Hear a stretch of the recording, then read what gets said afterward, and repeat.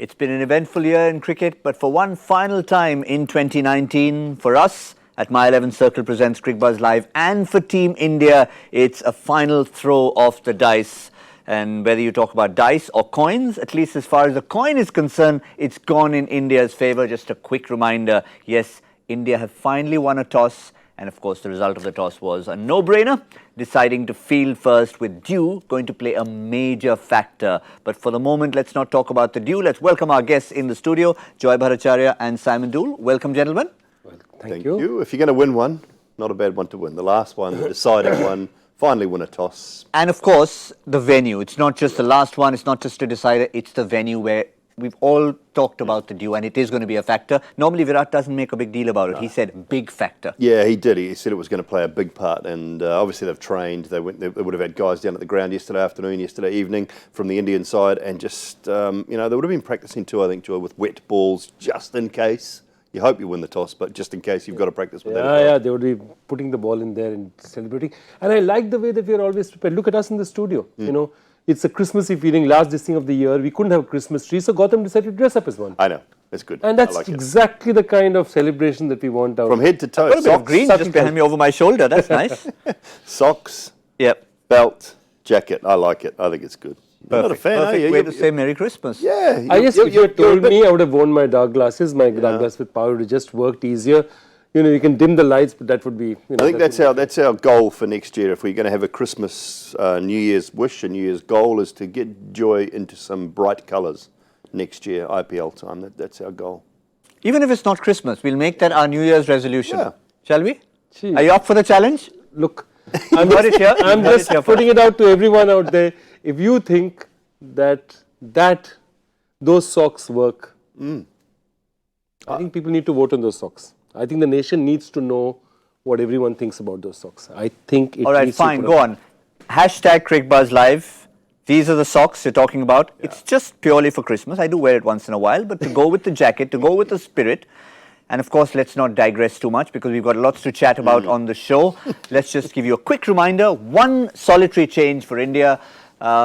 This is because of that little back injury, a back niggle for Deepak Chahar. It's an ODI debut. He got his cap earlier today. Navdeep Saini comes in and certainly been exciting talent and a good no-pressure game in a sense, especially the fact that Navdeep Saini will bowl with a drier ball. He'll be glad about that. Yeah, I like him. I think he's a really talented young quick bowler and one of many in India at the moment. But a great opportunity for him today. As you said, a dry ball on a surface. It's not going to do much for him. It's going to be relatively flat. It'll be tough work. But I think he's an exciting prospect, and I really like him. So looking forward to him unleashing. Hopefully he's relaxed and just gets that pace up. Now, speaking of mental relaxation, we saw different kinds of reactions. Sometimes before an IPL auction, you can want to show your wares. Sometimes afterwards. We're going to chat about that in a bit. But let's just stick with the West Indies 11 and talk about the dew factor briefly. The West Indies have gone unchanged, so just a quick look at that team. They haven't brought back Hayden Walsh. Cricbuzz perhaps maybe a little bit more experience, a little bit more control in case the ball is wet, and he is going to be bowling easier at that to bowl left arm orthodox with a wet ball. I mean, although it's not easy, it's easier than bowling right arm leg spin with a wet ball. So I can understand it's a just in case we lose the toss kind of a decision, I think.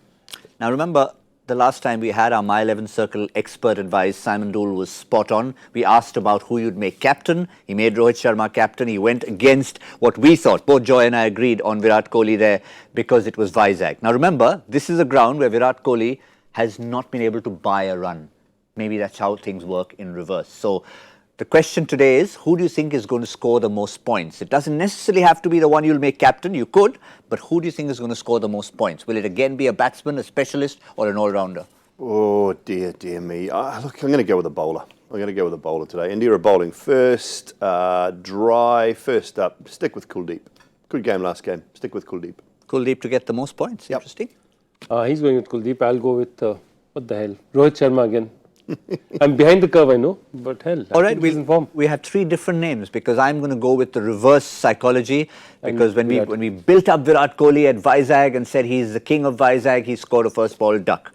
Today, I think he's got, what, 35 runs in 4 innings? 31 in 5. 31 in 5, yeah. It's a crazy record. He's going to get 100 today chasing. So there you go. Virat Kohli is my pick for the most number of points. But coming back to that due factor, it's not often, as you said, Kohli mentions it. We know the history. We know teams, India, when they were defending 382, and he mentioned that at the toss. Yeah. They had a bit of a hard time even defending that. Have a look at the results. Yeah, against England, that one, wasn't it? 15 runs defending 380. You start to get a little bit twitchy when that sort of thing happens. Obviously, they blew Sri Lanka away. It's tough. I mean, I know these day-night fixtures, you've got sides winning the toss and bowling. They don't always win the game, but the dew does play a big role in it. And sometimes it's just the quality of opposition that you're up against that can't really compete with a quality Indian side. And that's probably half the battle. I worry about the fact that the toss dictates the nature of the game, and that's my biggest issue with this. Yeah, let's go back to defining. How do you define a sport? Technically, you define a sport as where the conditions are equal for both teams, and here the conditions, if the outright favour crosses that 10%, and it does cross. In places like Cuttack, it goes far beyond that. You have to compensate for it. But again, as he said, that doesn't mean you'll win every match chasing, but that means it's just going to be that much tougher to win batting first. And therefore, I think really in places like Cuttack, you're just pushing that and saying that it becomes a lottery. And the less the game is a lottery and the more it is a game of skill, the better of the game is. Football being the perfect example, dimensions are the same. Yes, you'll have the crowd factor in a home game, no matter what you're talking about. Which is why F1 gets into this trouble. And they're saying that they need to regulate the engines and all that, because they feel that a car's engine superiority should not make a difference in somebody winning consistently all the time. That's why F1 sits on the edge, where something like football, basketball, they all sit slap in the middle, The old talk about the horse and the jockey. Yeah. Exactly. It's the same thing again. Which one it is. But again, in terms of a precedent, we did mention on our show the other day that maybe television timings, maybe about appointment viewing, that you don't want to tinker with the timings. But we've had a precedent more than once. The one that comes to mind, 2017, Dharamshala Mohali, 2 ODI starting at 11:30. Yeah. The one at Vizag, because of going down south, started at 1:30. No problem. Yeah, and there's enough information out there. As long as it's decided early enough. And if you're going to play one-day internationals at this time of year, then I say, play a day game. If you're going to play in certain areas where the dew is such a massive and a Sunday factor, and on a Sunday, on a weekend, play a day game. I know it's going to be warm, but it's nowhere near as warm as it is in April, May, June. So it's still cool enough to play a day game, and there's nothing wrong. I love a one-day game. Rather than a day-night game. You're going back to the old style, I know, where the lights don't come on, but, on a Sunday with work tomorrow, on a Monday, everyone's home at 7 o'clock at night, 6:30, 7 o'clock at night. You can take the families, you can have a great day out. I love a day game of cricket. And the weather is good. I mean, Cuttack, not too far away from Kolkata. It's winter. It's actually good weather for a day game. No, I fully agree. I fully agree with this point. Again, they're going to go back, they're going to listen to you and going to do this again, because you're the man who decides what happens in cricket next year in any case. So I know television numbers aren't quite as good during day games, and that's proven, but at the end of the day, you want a fair contest. And I think if you're going to play at this time of the year, then a fair contest is possibly a day game where the toss does not dictate. Now, let's say India had lost the toss and an unfair advantage ensued. And I mean, I know we're being professors here, but they lost the game. They're all going to blame the dew. They're all going to say, oh, well, it was too dewy, we couldn't hold on to the ball. That's going to be the case. Well, they've won the toss, so we're not going to hear too much about it. Yeah, but I mean... Also, sorry. To continue on the point about the day game, I mean, you're having a situation where if you put that pressure every time and say on the venue that, this is the dew factor, take it away. If you have that, there's enough difficulty organizing a match without you having to bargain for something that you really have no control over. Remember one more thing, they have very few day-night matches through the year. So the ability of the curators in Cuttack to say, for example, look after the ground during a day-night game is always under stress. You don't have that many people out there. So that's the basic problem. This is not the one day where you're playing 35, 40 day-night matches a year. Something or the other is always on. You have that system right there. And these are all issues. And in fact, the last time I think we had a proper day game was because the lights were not ready in Kanpur. So, I mean, there are different reasons for having a day game rather than the right reason to say that, look, it's not ideal post 6 p.m. Let's get it knocked off before that. Look, I agree. And some times of the year, you've got to play day-night games in India because it's too hot. It's ridiculous. It's oppressive, some of those afternoon temperatures. So at this time of the year, though, I mean, it's nice. It's actually pleasant really pleasant. It's not too hot at all. So I think a day game on a weekend is, and it's nice just leading up to Christmas. You don't want to take away people's night times. Don't keep reminding him about Christmas for a moment. Sorry. But we did start briefly about this discussion. We said before the auction there were some players who were wanting to show their wares on this very show, whether Sheldon Cottrell made enough of an impression, etc., etc. Now, after the auction, we saw Glenn Maxwell has already celebrated with a big innings.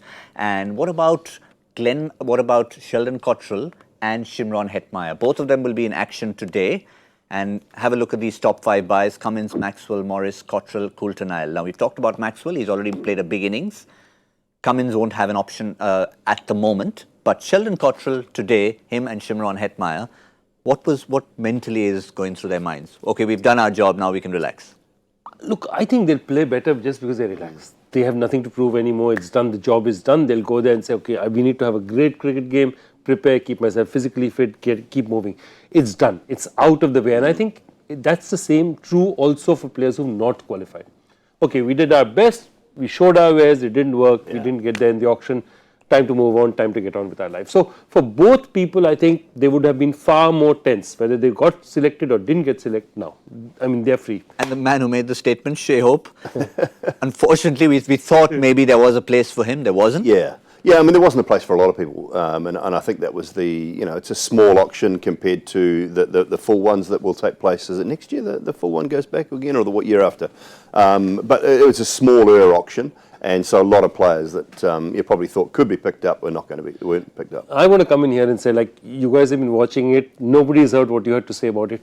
What for you were the highlights of the auction? You gentlemen need to tell us. The two who were benched, yes? I think I like the all-rounders are the key for me when it comes to the auction prices and the disparity between the low and the high. When I look at this here, Pat Cummins, I can understand. He was the best horse in the auction. For mine, he was he was by Frankel out of Winks, if you know your horse racing, by the best stallion out of the best mare. He was the number 1 buy at the auction for mine. So he was always going to go for big money. But it was the difference between the likes of James Neesham at 50 lakh and Glenn Maxwell at 10.75 crore. To me, what are you buying? What are you looking at? What are these teams looking at? Well, Chris Morris at 10 crore, terrific all-rounder, but is he that much of a difference between he and James Neesham, or he and Chris Wokes, for instance? I don't mind Sam Curran's price, but I think they were all around about that 4 to 5 crore. Maxwell, Morris, Curran, Wokes, Neesham. I thought they should have been a lot closer together. So to me, it's what are teams looking to buy, and are they just getting pushed because someone else wants them? Or do they have a ceiling? If you've gone to the auction and you've said Chris Morris's ceiling is 10 crore, I'm not sure you're in the right bracket. When you say that I could buy a Neesham for 150 lakh. I'm not sure that they're in the right sort of frame of mind there. What are you trying to buy? But I think what Simon's last point was spot on. I think we can't look at the numbers in isolation. I know throughout the season we'll start evaluating runs versus rupees or wickets versus rupees, and we'll try and assess them. But the point is, a big price tag is usually a result of more than one person wanting them, and a small price tag doesn't necessarily undervalue. It just means that nobody particularly needed that. Nobody needed a Neesham at that point. And it's not the player's fault. I'm never have a go at the players because they're just getting paid whatever someone's bid for them. So it's never their fault. And I'm not saying it is. It's nothing to do with that. It's just that two teams wanted the same guy at the same time. So don't get me wrong by thinking I'm having a go at the players here. All those guys are terrific all-rounders. I just think that the difference between there in price far outweighs the difference in ability, which I think most of those guys are very similar and will offer you a very similar thing. In fact, for auction strategy, one of the rules we learned was, other than, unless a player happens to be a statistical freak, and there are very few of those, like Malinga is a statistical freak, take him out of the equation. The rest of it, do not bid for players, bid for positions. Yeah. Okay, so you're saying, if I'm saying fast bowler, okay, fast bowler who can bowl at the death, it has to be that. You can't say Pat Cummins, or you can't say that, because then you're getting yourself stuck into a situation where if you don't get that guy, and you're suddenly stuck, you're going to start bidding unreasonably for players who are not worth it. But you ask yourself, what am I prepared to pay for a fast bowler? Okay, international fast bowler who can bowl at the death. And that's how you go to price it. Yeah. And then if you say Jimmy Neesham, batting all-rounder Jimmy Neesham 20 times, Glenn Maxwell is not 20 times better than Jimmy Neesham, not under any. So those are the problems that you come across in situations like that. Yes, so we can keep this discussion going, and I'm sure we will continue it offline as well. But moving track slightly to one of the players who's always been in focus for Team India, Shreyas Iyer. Now have a look at what he's done in the last few games, and you'll think to yourself, maybe he should have been a part of this setup earlier in the year, particularly in the months of June and July, or June in particular. These are his last 4 innings in ODIs, and clearly a 4-dimensional player. Maybe if you didn't need 3 dimensions, if 3 dimensions didn't work, maybe you needed a 4-dimensional player out there.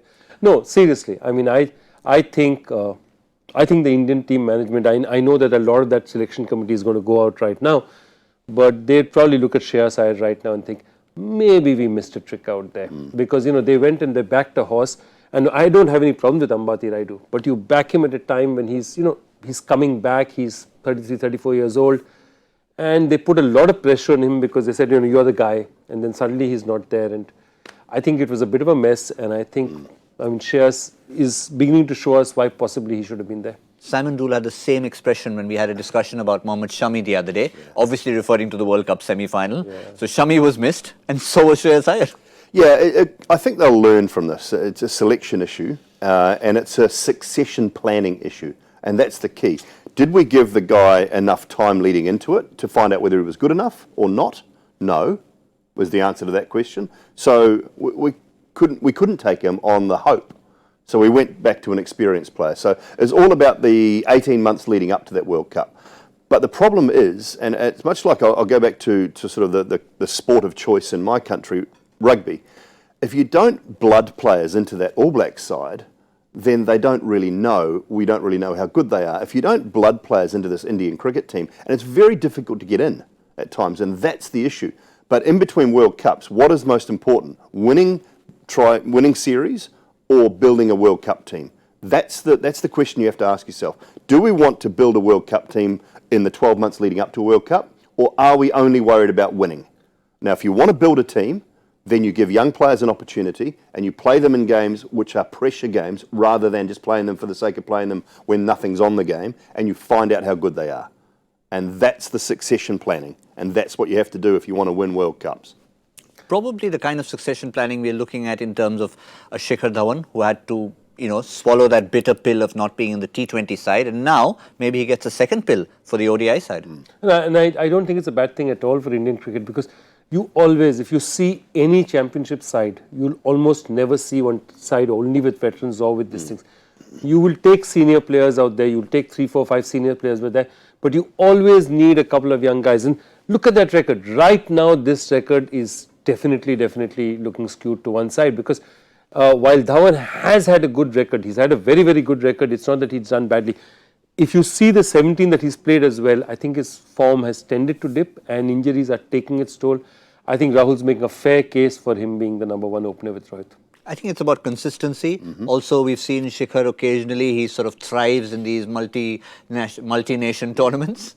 But you can't just do that. You have to put the runs on the board in between times, because at some stage that will just run out on you, and that's the issue. So consistency is going to pay off, I think, for KL Rahul. Those numbers tell you exactly that. 250s, 200s, average of 45, strike rate of 80, which is more than acceptable. Don't look at that and think Shikhar Dhawan's strike rate's 91. Well, his average is 35, so that's not good enough, I don't think, to open the batting when most of your games are played in very flat, very good batting conditions in India.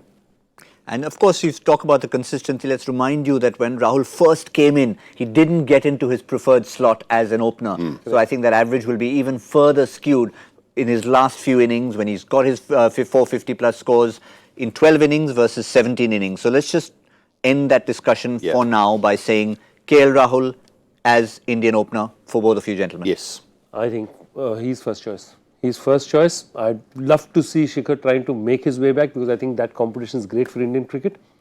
But at this point in time, Rahul has done enough to say he's first choice. Yeah. Well, let's come back to what we're having here and now. KL Rahul very much the part of things. He will be part of a run chase. Just another quick reminder in case you've just popped in there with the West Indies batting first. Now, they will need to put on a mountain of runs, because Karen Pollard was pretty clear there. He referred to the 300 plus scores, and they'll know that you need that extra insurance. Yeah, and pressure batting first, trying to set a target when you know what is coming later on tonight. When you know it's going to be difficult to bowl, I think that adds added pressure to this West Indies outfit, and that's why I don't know whether they will be able to play quite with the freedom that they have looked like they were playing with in that first game where they scored a very big total. I don't know whether they'll be able to do the same thing today. But that relaxed, we talked about the being relaxed and going out there, almost nothing to lose. It's a decider, because you've lost the toss. The guns may not be trained on you if 320 gets chased down. Yeah, I think they'll be a bit more relaxed. Definitely they'll be a bit more relaxed. This ground, I think they'll go hard because exactly they know that 350 can be chased on this ground. They'll go hard early. But if you go hard early, one of the problems is you could end up 67 for 5 and suddenly struggling to make 250, 200, 250. But look, they have firepower. I mean, give them that. They have real, genuine firepower out there. And as I said, again, the ability for guys to even hold back in their crease and hit spinners, which is a rare ability. So I'd like to see these West Indian guys giving it one go. I feel even guys like Evan Lewis not selecting the auction, I think he has a point or two to prove out there. I think they could be fireworks. Shea Hope holds the key to them getting 340, 350. Yeah. They can all bat around him, that's fine, but if India managed to pick Shea Hope up early, I think then West Indies could be in trouble and they could be chasing something that's unattainable. Yeah, that's the other side we didn't talk about. We talked about celebrating, being in the auction, getting a big purse, but for someone like Evan Lewis who may have expected to have been in there, Shea Hope, heart of hearts would have thought maybe, but it's the first time for me, I won't get in there, I don't play even the CPL. But we had a situation in the CPL this year where Lendl Simmons was not picked as a full season player. He was only picked for 3 games for TKR, came in there, smashed it from ball 1, and suddenly he's told, thanks to an injury to Darren Bravo, you're staying on rest of the season. Yeah, look, the thing about that, and I talk about this a lot with IPL teams, and Joy knows better than anyone, you have to be a very good team man and a very good bench player. Because if you are not the number 1 selected player to open the batting, to open the bowling, if you're not a good team man, you're not going to get picked up in the auction. So if you're not the number 1 choice to open the batting, you are picked as cover, then you have to be an outstanding team man. And if you're not, you won't get picked up. And he's absolutely right. The other thing is word gets around. All the franchises talk to each other. Everyone knows who's the guy who sulks in the dressing room, who's the guy who doesn't spend time with the team, who's the guy who will have demands in the middle of all the time. And he's absolutely, if you're not there and you're not a team player, because so many, and for international players it's more because they're not used to riding the bench. Anyone who's an international player in the IPL is usually 95% of the time a regular for their national team. That's why Chris Lynn was picked up by Mumbai. Great bloke, and he's their cover, isn't he? He's their cover at the top of the order for Quinton de Kock. And he's not used to playing for Australia all the time. Yeah, but what a buy it at base price. At that price, you say, look, the thing is with Chris Lynn, he's now only a one-dimensional player, as in he can't field because he can't dive, his shoulders are gone, and he doesn't bowl. So he is a one-dimensional player only, but Mumbai suits him. I think the pitch suits him with the ball coming on nicely, and if he's asked to do a job and has to do a job, absolutely brilliant. He'll be fine. How spicy would it be when Chris Lynn comes up at the Eden Gardens or when KKR visit Mumbai? Absolutely. Look, Chris Lynn, he's absolutely right. Chris Lynn will probably play 3 to 4 games a year because de Kock will be their first choice, but he can smash it. And that price, a backup at that price, he was one of the steals of the IPL. He has to play at Eden though. No. It's going to be fun. We're going to see some fun in games. But for now, a little bit of fun in games for all of you. This is the time to get those red and green cells, not grey cells, Christmas show, red and green cells working. Joy, take it away. Okay, it's a nice question about, I think, something that may have been discussed. Which current cricketer connects a champion Australian racehorse that retired in April this year, a nickname for New Zealand bowler Gavin Larson, and an alcoholic beverage made from apples? Nice. Because you need a bit of an alcoholic. Simon, you can't come in here, not because of the alcoholic beverage part, because of the New Zealand connection. Right. So that's the reason, and the racehorse connection. Yeah. So we're leaving Simon out of this one completely. No hints. What we're going to get Simon in for is our My 11 Circle expert couch prediction, because this is going to be critical from the West Indies point of view. How much can they possibly put on for Virat Kohli and his men? Who's going first? Go on, Joy. I normally go first. Take it away. Fine. I'll go. They try hard, they go hard early, and then they stutter. I'll go for 285. Yeah, that's exactly where I was looking. I'm going to go lower. Actually, I just think that they might push too hard today, the West Indies. I hope it's a great game. I hope they get over 300, but I'm picking 260. 260, 285. I'm going just a bit higher because a little bit of a challenge. We need enough runs for Kohli to get that 100 chasing and just set that record straight in Cuttack. So I'm going to go with the same score I went the other day for India and got horribly wrong, 299. 299. So all under 300. That's also a tribute to Martin Crowe. Also a tribute to Martin Crowe. But remember, we're going to be back at the 15th over with Cricbuzz Combox and again in the 35th. And of course, My 11 Circle presents Cricbuzz Live at the halfway stage to see how much India will chase.